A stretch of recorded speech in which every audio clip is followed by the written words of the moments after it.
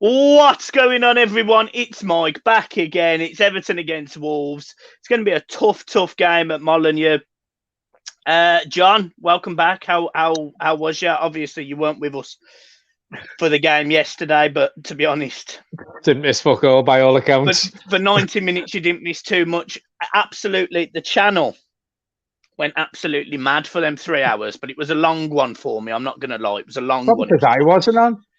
But it was tough on my own. It was tough on my own because, we bounce off each other, and 3 hours extra time not having you, it was tough. But everyone got me through it. So massive shout out to our fantastic subscribers. And we've just hit 7,750.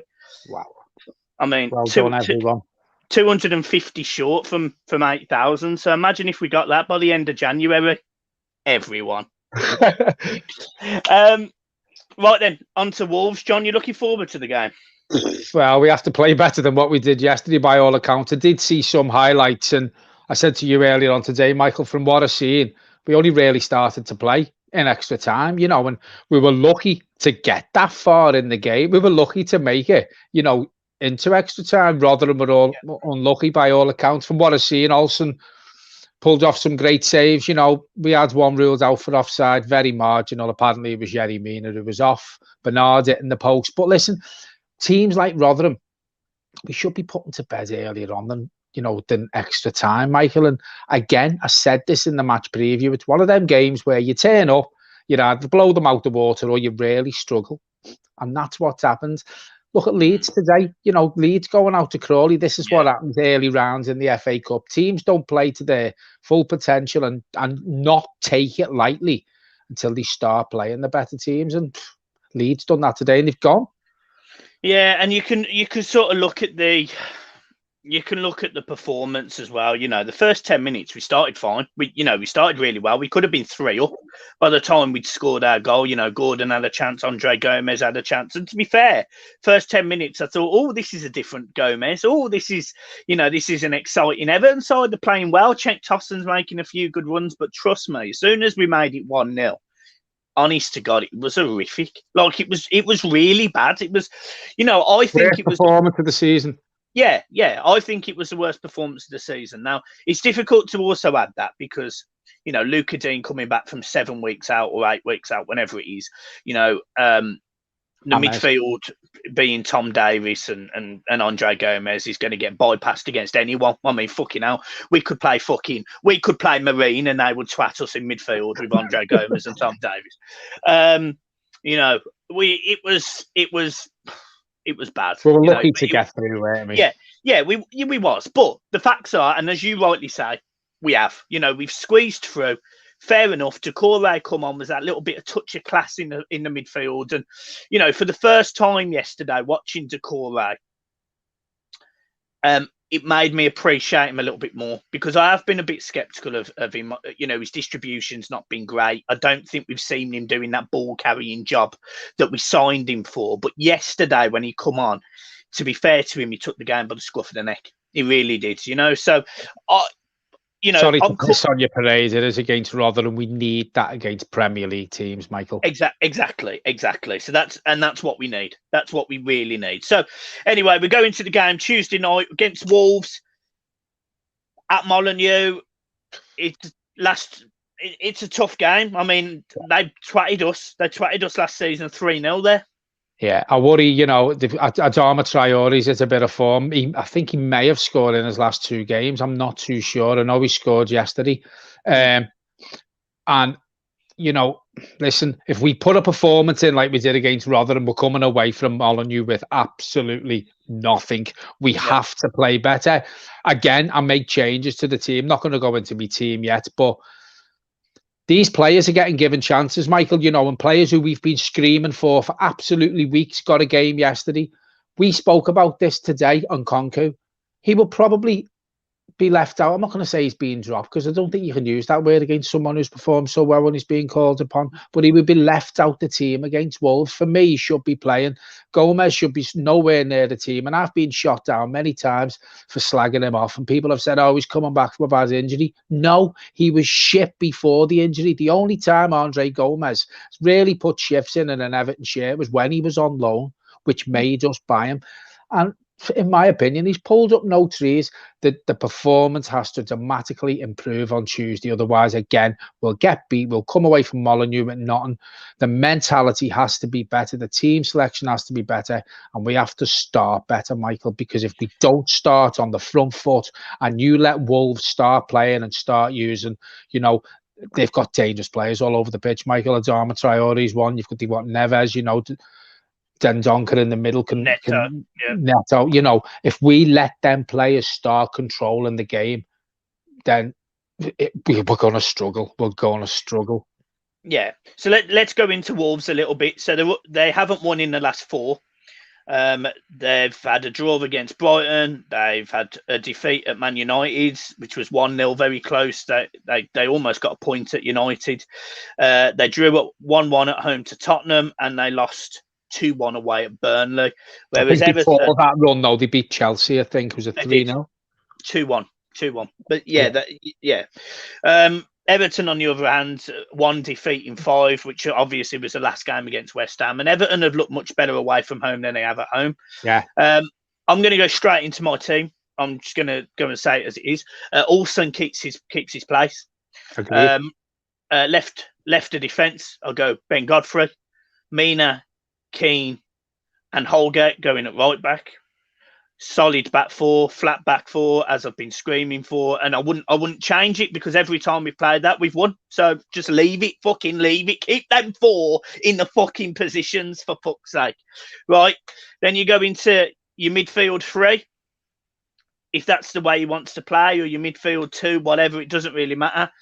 And I go with the exceptional Abdoulaye Doucouré alongside the exceptional Tom Davies.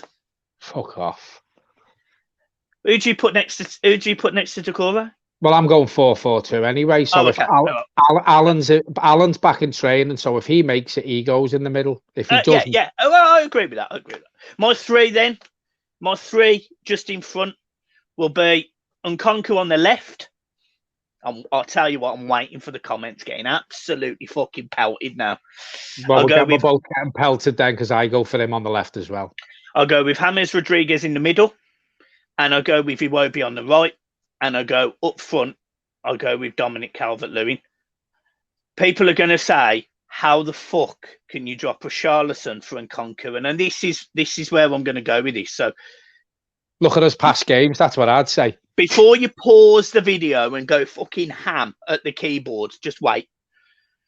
Richarlison this season, in my opinion, has had 3 good games. 3. Well, he's had 3 good games out of a season of 16, 17 games so far. Nkunku, every time I've seen him, has played well.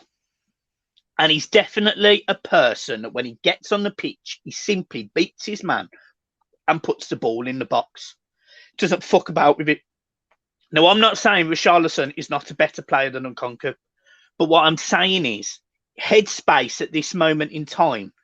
I want someone who is going to do the easy bits consistently throughout a game and not sulk if he gets it wrong. And Nkunku can't afford to do that. Bernard may have his head turned, may be off. I mean, he's been linked with Roma. He's been linked with a loan mover to somebody today as well. Richarlison doesn't look like his head's in the game at the minute, so he gets put on the bench. He goes on the bench. I bring Nkunku on because he will beat a man, he will deliver a ball, and I'm hoping that's what Calvert-Lewin gets, is service, consistent service. So Nkunku goes in there for me, and that's my team. 4-2-3-1. I keep Iwobi in the team because, yes, he didn't have a great game against Rotherham. Yes, he didn't have a great game against some of the other teams we played. But when he gets on the ball, he does carry it forward for us. He does give us that option down the right-hand side. And he's linked up quite well with Mason Holgate on that right-hand side. So I restore that. That's my team. As you rightly say, John, I've got no problem not playing Tom Davies. My issue is I don't know who else I could stick in there because I'm telling you now, as much as Tom Davies got absolutely slated for his performance against Rotherham, he was nowhere near as bad as Andre Gomez, in my opinion. Irrespective of him assisting a Rotherham goal or not, Andre Gomez was equally to blame for that. So, yeah, that's my team, and I'm expecting a load of fucking shit for it, but that's the team. Well, I'm going 4-4-2. Same goalkeeper as you, same back line as you were putting Nkunku on the left. Again, totally agree with why you're saying you put him in, Michael. His head's in the right place. He wants to play. He's getting in behind the defence. He's going past people. He's using pace. He's using power. The chance Bernard had yesterday where it hit the post come from Nkunku. And also, John, me and you saw this kid 8 weeks ago, 9 weeks ago, when we played in the Carabao Cup, and I remember sitting there getting absolutely slated for saying this lad's like Bale. He'll start at left back and he'll end up going forward. He'll end up at left forward. Yeah. Carlo Ancelotti brings him on as a winger.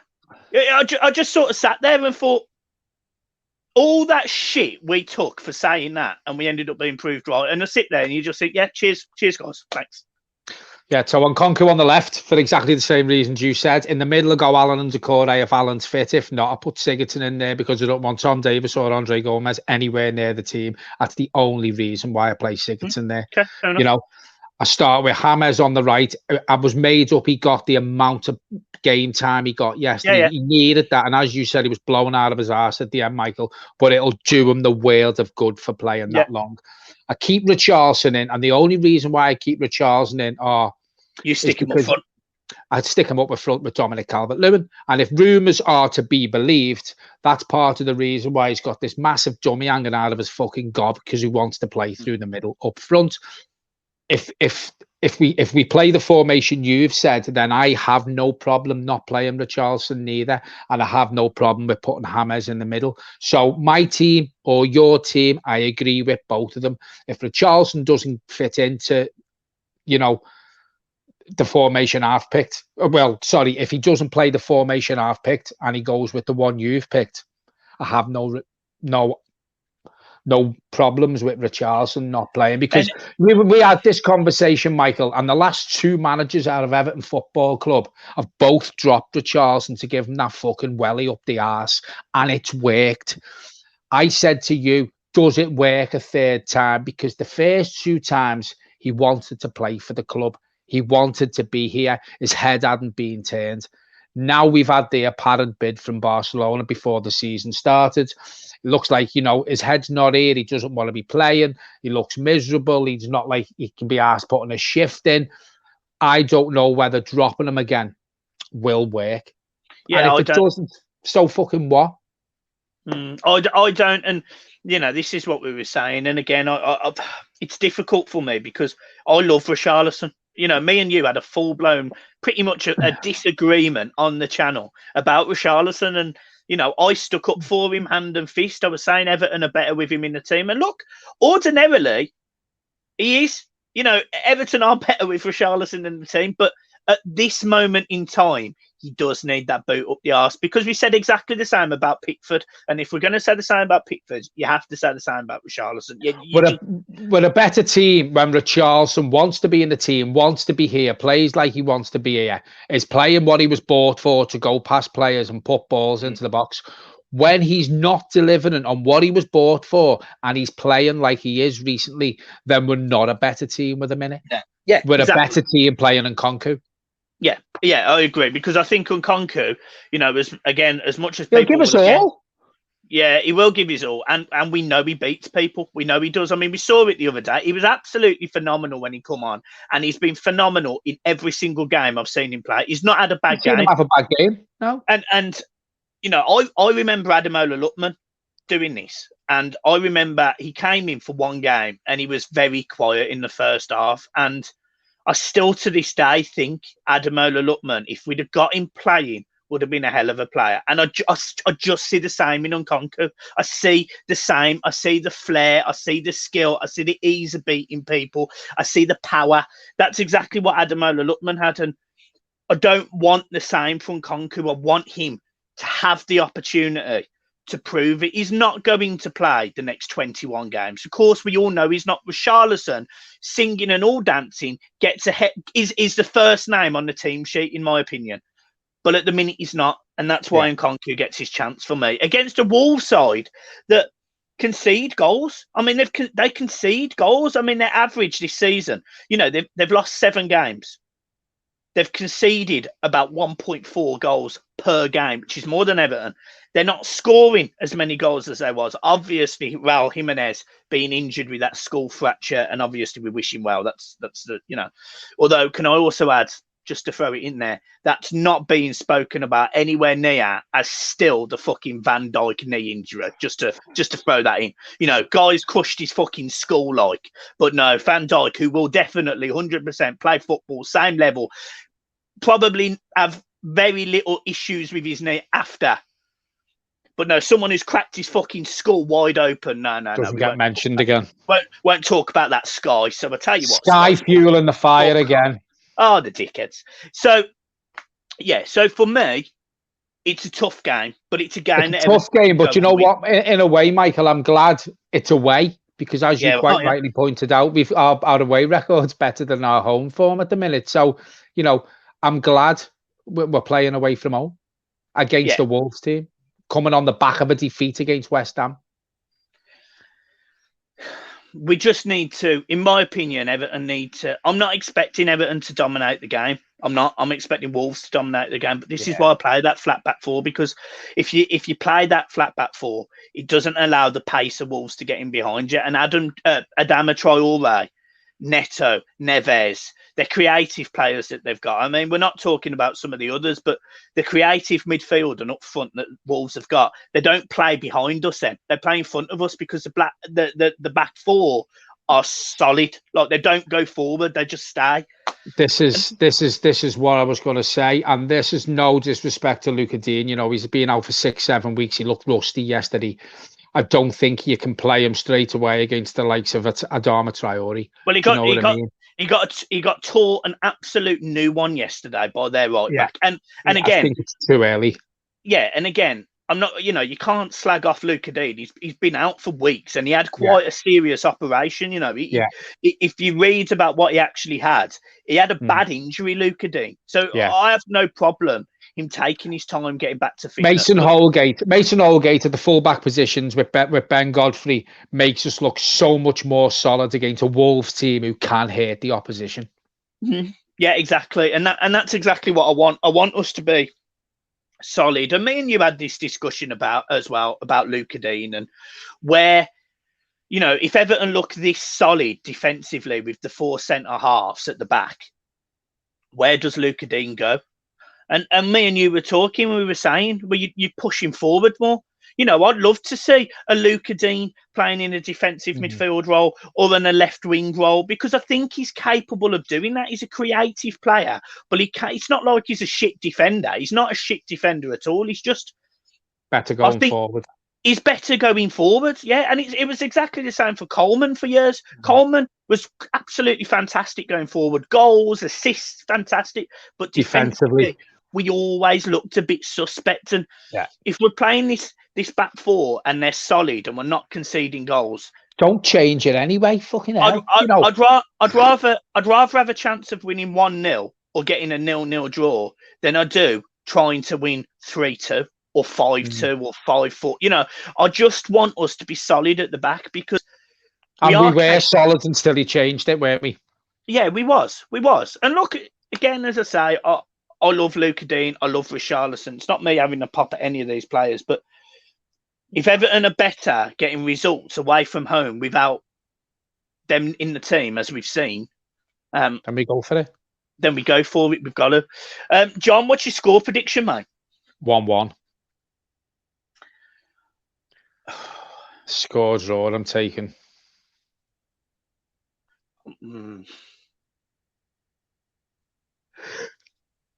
I'm quite negative. Oh, the fucking match kicks off soon. No, sorry. I'm quite negative about this one. I think we lose this. I think 2-1. You're gonna say? I think we lose 2-1, and I never really predict Everton to lose. I did against Chelsea, and we got a result. So I'm going 2-1 Wolves. But the reason I'm going 2-1 Wolves is I think he doesn't stick with the same back 4 that we want. He won't go out and get a clean sheet, and as a result, we won't. If he plays the back 4 I want, we get a result. I believe we get a result, some form of draw. But I'm not guaranteeing that. Obviously, I'm not Carlo Ancelotti, and who the fuck am I to question Carlo Ancelotti? But based on factual evidence, Everton have conceded 2 goals with them 4 players at the back, and we've conceded more without them. So I'll go to that back 4. There's no real transfer news or anything. Obviously, when this video goes out at 7:30, Marine 0-0 at the minute. Yeah, 0-0 with Spurs at the minute. What minute are we on?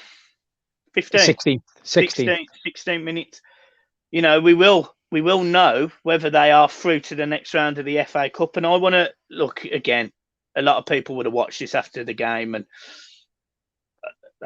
Tottenham are obviously heavy favourites to win the match. But I want to give massive credit to every single person who bought a ticket for the virtual Marine tickets. They were £10 each. Me and John both bought one. It was an absolute pleasure. The channel, as I said, the channel bought them. So me and John both got a ticket for their virtual event. 20,000 they sold. 20,000. They're on TV. They're playing Tottenham in the 3rd round. You know, massive this is for Marine. There's £500,000 for this for Marine. Yeah, and I'm not being funny. You know, £500,000 to Marine probably runs them for 10 years. Yeah. You know, their players will be on very small contracts. I've seen before we started doing the video, one of the players is a school teacher, one of the players is a bin man. Yeah. You know what I mean? It's massive. Yeah. You probably haven't slept for days. No. And do you know what? You know, it's the magic of the FA Cup. And to be fair to Spurs as well, I don't like shouting out Premier League teams, but he's gone with a strong team today, Mourinho. You know, he's given them the opportunity to rub shoulders with the best. And obviously, for example, Gareth Bale's sitting on the bench. He's on the bench. So, you know, as well. Could you imagine them even bringing him on for 5 minutes and you playing against Gareth Bale as a school teacher? Did you ever believe that would happen? I know. It's so fitting. And Carlo Ancelotti as well, his message to Marine as well, wishing them luck. Obviously, that's his local team. I absolutely love it. And I really, really hope that when this video goes out, I really hope that Marine have somehow got their name in the 4th round. I really do. And it could happen. Could do a Crawley. Yeah, they could do it. They could do a Chorley. They could do Crawley. It's Chorley Town. No, Crawley beat Leeds. Chorley? Crawley. It's Chorley? Fuck, it's Crawley. Oh, well, one of me or John. Have a look. Do me a favour, have a look while we're here now. Yeah, but it's probably the way that we pronounce it, John. Not necessarily. Crawley. Crawley. Yeah, but I'm not on about them. I'm on about the team that beat Derby. Oh, fucking tit. I was on about the team who beat Leeds. No, well, yeah, but I was going back to the day before and then bringing it forward. You've just fucking stuck the spanner right in there. but the FA Cup special for that reason, and for me, I won't go on too much longer. Oh, fucking hell. Fucking hell, it's like a watch along, ain't it? Go back into it, John. What the fucking happens? Oh, the number 7 from Marine carried the ball from his own half, crosses the halfway line. Spears didn't close him down. Tony Alderweireld or whatever his name is, backed off, and it hits the bar. It hits the bar.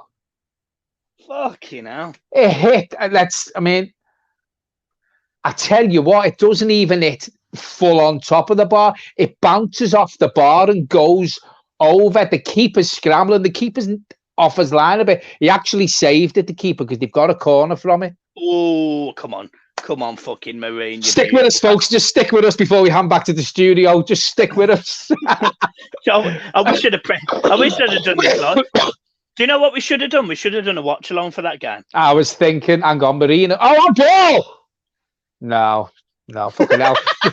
It makes me laugh, you know. The Spurs players just booted it clear, and normally it'd go in Zed's row of the stand. It's hit the net that's stopping it from going in people's back gardens and bounce back onto the pitch. Brilliant. John, yeah, I mean that's the preview. I've been quite negative about the Everton team, and I think Everton can win this game, and I think Everton can win this game 2-0. I just don't. I don't know. I just don't. I don't think. I don't think the set up for clean sheets. Well, the thing is, Michael, you've just said you're being quite negative, but listen, it does sound like we're singling players out. We're not. It sounds like we are, but we're saying it how it is. Gomez is not pulling up any trees. Richarlison isn't performing. We're not going to sit here like other people do, blow smoke up players' asses who aren't performing. You know, we've had stick off some of the subscribers from the channel saying, you know, I had one last night having a pop at me because I was saying Coleman was done. And listen, Seamus Coleman's been a fantastic servant for Everton Football Club, but we can't stick with sentiment anymore. Now we're aspiring to be pushing on. We've got Ancelotti, we've got the money, the stadium on the horizon. For me now, fuck sentiment. It goes out the window. I don't want any more sentiment to any players anymore. You know, it's gone. We've praised Coleman when he needed praising. Yeah, you know, he still does a job, but he's not good enough to push us anymore, and he's not. But unfortunately, there's only Mason Holgate to fill in. We haven't got an out-and-out right back, so that's probably why Seamus still keeps getting picked, in my opinion. Right, I shall leave it there, John. It's been a pleasure as always. Get off to the Marine game. I shall see you soon. Up the Toffies.